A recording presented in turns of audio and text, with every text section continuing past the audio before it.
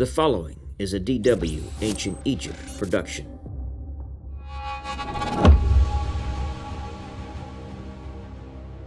Ancient Egypt is the most conservative society in the history of the world. As we've discussed before, change was considered bad. Where does the conservatism come from? Part of it comes from the environment. The Egyptians basically have an unchanging climate. The sun rises every day.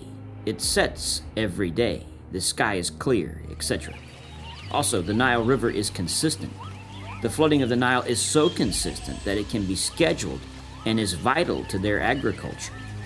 But there is more to it than that. Their art is meant to remain the same. It is considered permanent. Think of the tomb paintings. They were meant to last forever. Art for the ancient Egyptians was basically paint by numbers. They put down a grid and filled it in. There was little creativity. Creativity was not a virtue.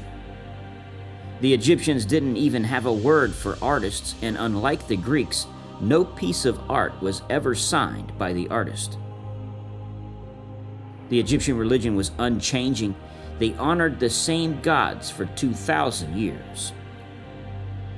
The concept for these permanent structures was called Ma'at, meaning divine order, the status quo. Change was bad. Change was disorder. Change was chaos. Through Akhenaten, change would be in everything. The status of the pharaoh, the military, and the Egyptian religion would be turned upside down. Known as Amenhotep IV, before he changed his name to Akhenaten, he became the crown prince during his father's reign, as featured in the last episode. Crown Prince Tuthmosis was originally to succeed his father, but died relatively young and the throne passed to his younger brother. Debate circulates whether his father Amenhotep III used Amenhotep IV as a co-regent. Nevertheless, he became king upon his father's death. The beginning of Amenhotep IV's reign marked no great discontinuity with that of his predecessors.